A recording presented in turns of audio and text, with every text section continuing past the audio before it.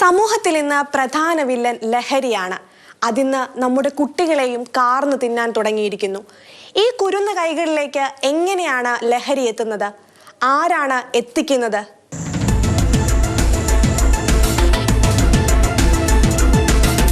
കോഴിക്കോട് നഗരത്തിൽ പെട്രോളിങ്ങിനെത്തിയ പോലീസ് ഒരു രാത്രി കാണുന്നത് ഒരു ബാഗ് മാത്രം മതിലിലൂടെ പുറത്തേക്കെറിയുന്നതാണ്. പിന്നാലെ ഒരു പെൺകുട്ടിയും ചാടി വരുന്നു. പുറത്ത് ബൈക്കിൽ കാത്തു നിൽക്കുന്നതാകട്ടെ നഗരത്തിലെ ലഹരി മരുന്ന് കടത്തിലെ കണ്ണികളിൽ ഒരാൾ. പല ദിവസങ്ങളിലും ഈ ചാട്ടം പതിവാണെന്ന് പെൺകുട്ടി പോലീസിനോട് വെളിപ്പെടുത്തി. പോലീസ് ചോദ്യം ചെയ്യലിൽ നഗരത്തിലെ പലയിടങ്ങളിലും പെൺകുട്ടി ലഹരി എത്തിച്ചു നൽകിയിരുന്നതായും സമ്മതിച്ചു.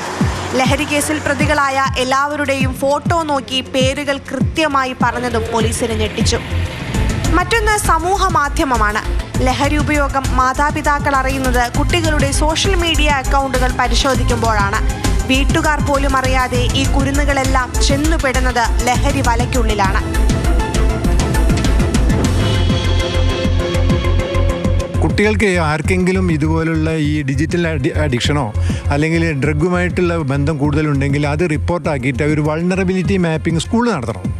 ആ കുട്ടികൾ ക്ലാസ് ടീച്ചർ വഴി HM അത് കൺസോൾട്ടേറ്റ് ചെയ്തിട്ട് എത്ര കുട്ടികളുണ്ടെന്ന് CWCയിൽ അറിയിക്കുകയാണെങ്കിൽ ഉടനടി ആ ഡോർ സ്റ്റെപ്പ് സർവീസ് കൊടുക്കുന്നതാണ്. പെൺകുട്ടികൾ പലരും ലഹരിക്ക് അടിമയാകുന്നത് പ്രണയക്കെണിയിലൂടെയാണ്.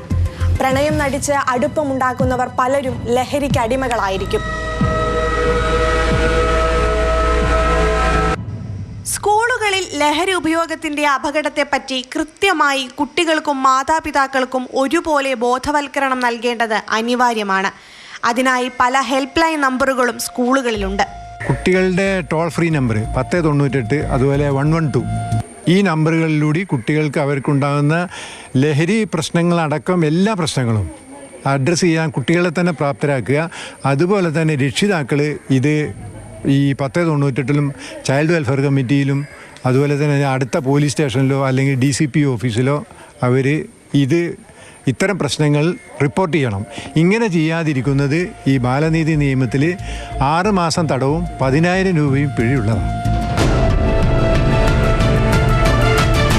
കുറ്റകൃത്യങ്ങളുടെ കെട്ടഴിക്കുമ്പോഴെല്ലാം അധികൃതർ ചെന്നെത്തുന്നത് ലഹരിയുടെ വഴികളിലേക്കാണ്. സ്കൂൾ കുട്ടികൾ പോലും ലഹരിയുടെ ഇടനിലക്കാരായി മാറുന്ന അവസ്ഥ.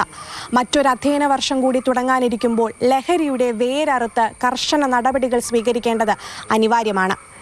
ഷിജിൻ അരിപ്പറ്റയ്ക്കൊപ്പം CP അഖില, മാതൃഭൂമി ന്യൂസ്, കോഴിക്കോട്.